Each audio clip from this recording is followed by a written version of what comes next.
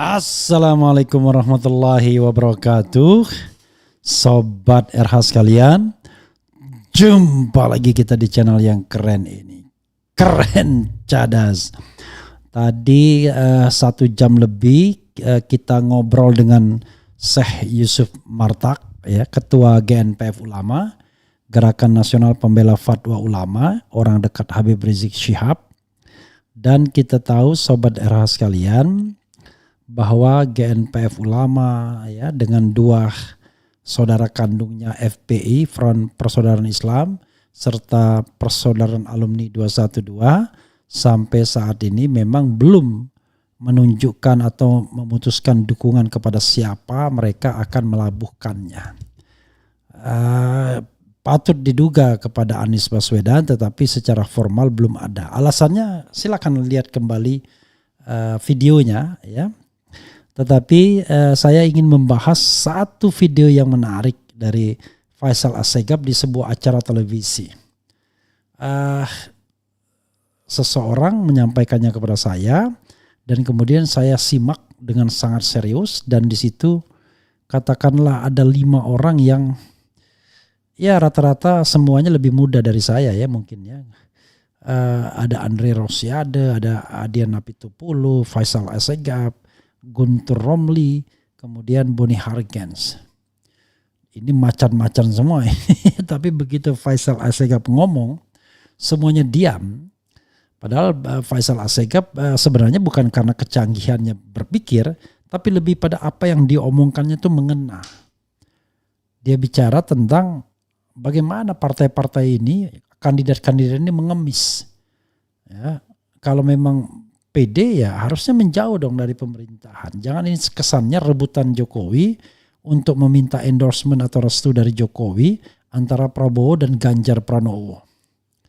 Kalau mereka didukung rakyat, ya silahkan berkompetisi. Nah, jadi menarik. Lalu dia kritik Jokowi juga. Kata Faisal Assegaf, Jokowi itu kapasitasnya pertama Presiden Republik Indonesia, kedua adalah petugas partai. Kalau sebagai Presiden Republik Indonesia, katanya, ya nggak bisa dia kemudian diperebutkan hanya oleh Gerindra atau Prabowo dan Ganjar Pranowo, karena dia presiden kami, presiden kita. Kita bayar pajak untuk minta pelayanan publik yang baik, yang benar, yang netral. Lalu kalau mau dikaitkan sebagai petugas partai, ya nggak elok dong, masa Prabowo menculik jelas-jelas orang petugas partai dari PDIP misalnya. Menarik, ya, karena Faisal Assegaf menggunakan bahasa yang dalam tanda kutip melecehkan persaingan memperebutkan Jokowi. Menarik, dan sobat sekalian bisa dilihat, ya, nanti videonya. Setelah ini nanti kita akan komentari lagi. Luar biasa pokoknya. Intinya, ya, don't miss it. Saya bilang ini video yang menarik untuk kita renungkan, ya, bagaimana konstruksi berpikir Faisal Assegaf dalam konsep seperti ini. Silakan diputarkan videonya, dan videonya ini memang agak panjang, ya, lumayan. Jadi mereka merujak semua aktivis yang jubir ketum parpol, ya. Saya mengatakan bukan jubir parpol, tapi jubir ketum parpol sesungguhnya, karena di Indonesia tidak ada proses demokratis dalam penentuan calon presiden dan wakil presiden. Dalam bahasa Faisal Assegaf, seorang kakek dan seorang nenek. Betul kakek dan betul nenek loh. Itu bahasa itu netral. Ayah, bapak, ibu, kakek, nenek itu adalah bahasa yang benar, ya. Jadi kalau misalnya orang tersinggung dibilang kakek dan nenek, itu menurut saya tidak pada tempatnya, karena kakek nenek itu untuk merujuk orang yang sudah punya cucu, ya, orang yang sudah punya cicit apalagi misalnya. Sahabat era sekalian, coba kita lihat dulu, ya, videonya. Silahkan diputarkan video dari Faisal Assegaf ini, menarik untuk kita bahas lebih lanjut dan luar biasa yang jelas.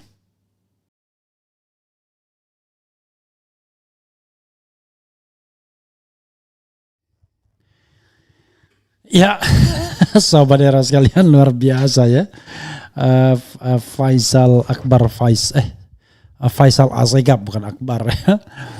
Bagaimana dia merujak 4 tokoh muda ini ya, yang satu level dengannya, Adian Apitupulu, Andre Rosiade dan juga Guntur Romli yang selama ini selalu vokal membela jagoannya masing-masing.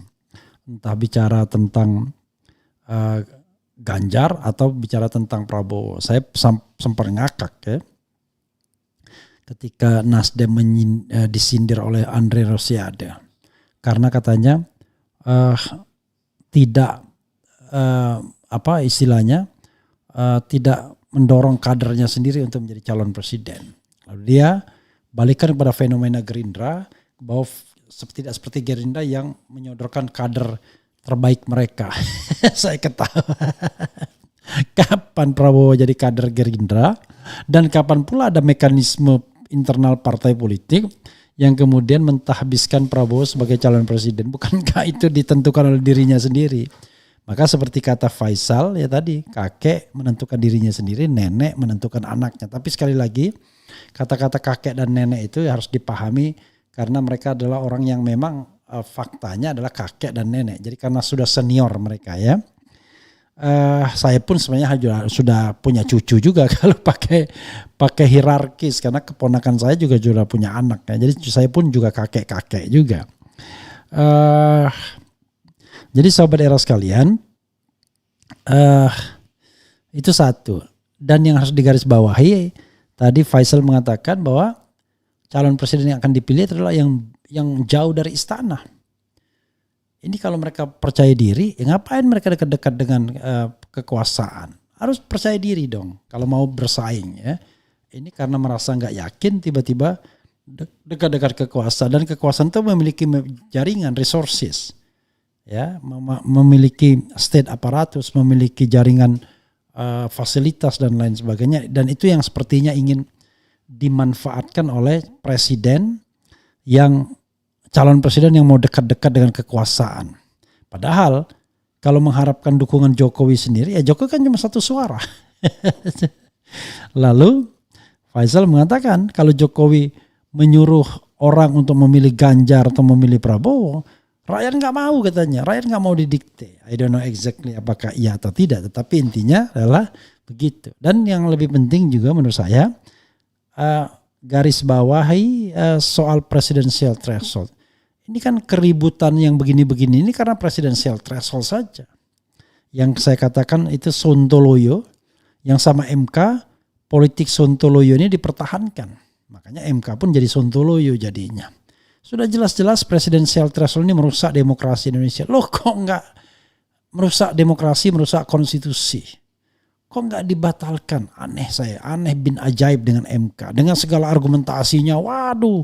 Dan selalu minta argumentasi yang lengkap dan lain sebagainya. Padahal sesungguhnya MK sudah menjadi bagian dari rezim hari ini untuk mempertahankan presidensial threshold agar urusan capres mencawapres ini tidak menjadi urusan rakyat tapi hanya urusan elit, utamanya ketum-ketum partai politik. Apakah itu demokrasi yang kita inginkan? Kan harusnya tidak demikian. Harusnya soal capres-cawapresnya adalah urusan rakyat. Biarlah rakyat yang menentukan siapa yang ingin dicawapreskan atau dicapreskan. Dan slot untuk itu sudah 18 tersedia kalau kita buang presidensial threshold. Sayangnya dengan threshold yang 20% ini ada politik untuk membeli semua partai politik untuk menggunakan jaringan kekuasaan dan lain sebagainya. Menarik yang jelas. Dan tumben-tumbennya dalam acara debat seperti ini seorang Faisal bisa bicara 7 sampai berapa menit ya? 7 menitan. Padahal kalau di acara biasanya di baru ngomong langsung dipotong. Kecuali ILC ya, makanya saya dulu suka sekali hadir di ILC, Indonesia Lawyers Club, karena kita bisa ngomong 10 sampai 15 menit. Kemudian dan kita bisa mengeksplor pendapat kita secara lebih komprehensif. Oke, coba kita sedikit bacakan komentar Sobat RH ya terkait dengan hal ini. Assalamualaikum Bang Refli. Assalamualaikum Bang Refli, mengapa para pejabat yang dari partai cuma bisanya ngomong aja? Pak, tadi Faisal juga mengatakan bahwa demokrasi kita sudah dirusak, ya, dibajak oleh ketum-ketum partai politik sesungguhnya. Dan mereka mengatakan mereka adalah orang yang demokratis. Aneh menurut saya. Pak Refli sampaikan kebenaran bahwa Pak Anies adalah pemimpin cemerlang, sandingkan dengan Jenderal Gatot atau AHY. Gimana kabarnya Bang Noval? Kapan mau live streaming? Ya nanti ya, segera ya. Mantap Bang Hera, semoga sehat selalu. Cadas. Cirebon menyimak. Sahabat, abang ini suaranya tidak terlalu keras tapi keren. Cadas. Luar biasa. Memalukan memang berebut kekuasaan, menghalalkan segala cara, tidak bermartabat karena tidak percaya diri, apalagi punya kemampuan. Malu. Ngaca dulu kalau mau memimpin. Cadas, pokoknya sudah lebih keras dari cadas, badas tulisannya. Cawe-cawe dahulu terus nyungsep kemudian. Negara nggak akan maju kalau saling tuduh dan jelek-jelekin orang lain. Benar juga, tetapi kita bicara tentang sebuah konsep ya, bukan menjelek-jelekan orang lain. Gini, menjelek-jelekan orang lain itu kalau kita sekedar mengatakan dia buruk, dia jelek. Kita kan bicara mengenai sebuah konsep yang komprehensif. Dan menurut saya, apa yang dikatakan Faisal itu bukan menjelekkan orang lain. Itu adalah dia menggambarkan realitas sosial politik sekaligus kritik. Jadi kita harus pahami. Kalau enggak, kalau setiap kritik dianggap menjelek-jelekan orang lain, maka ya sudah. Indonesia tidak punya picture, tidak punya gambar, tidak mengenal kritik. Karena semua kritik dianggap menjelek-jelekan atau menghina, kan begitu. Kemudian, bukan cawe-cawe lagi tapi udah cakar-cakaran iye. Anies Rashid Baswedan the best for Presiden RI 2024. Kebanyakan zaman sekarang tong kosong berbunyi nyaring. Cadas keren Pak, mantap Faisal Akbar. Bukan Faisal Akbar, bukan. Dia Faisal Asegaf. Ya. Jelas masuk akal argumen Bang Faisal. Debat sama mahasiswa aja ngumpet, apalagi kalau di demo, cemen. Salam 0% Bung Refli Haron ya. Null is null. Jadi pangkal persoalannya tetap presidential threshold ya. Jadi saya tetap berpikiran dan berdoa, berharap ya Hakim MK terbuka hati dan pikirannya untuk membatalkan presidential threshold, ketentuan yang disampaikan oleh Partai Buruh, kan begitu. Bung Refli undang AF Saifullah perspektif 2024 ya nanti insya Allah ya. Faisal Akbar mewakili yang menginginkan PT 0% sama seperti saya. Mantap Faisal Asegaf, Bung Faisal Asegaf keren, cadas ya. Oke. Salam dan doa dari Dublin, Irlandia. Sehat selalu Bang RH, Salfok. Topi Bang Hera kayak tulisan RI1. Tulisannya bukan RI1 tapi RH ya. Oke. Masukan buat teman-teman biar akalnya lebih sehat, tontonlah Komjen Dharma Pongrekun juga ya, di RH Channel juga ada ya. Salam sehat selalu Bang Refli dari Kuwait, terima kasih. Yang penting kita pilih Anies, pemimpin yang akan memakmurkan rakyat miskin, insya Allah ya.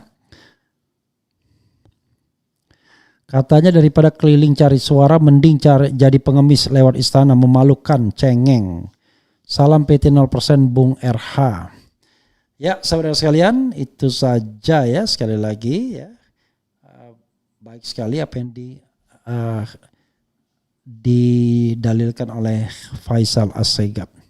Itu saja, wassalamualaikum warahmatullahi wabarakatuh. Ciao.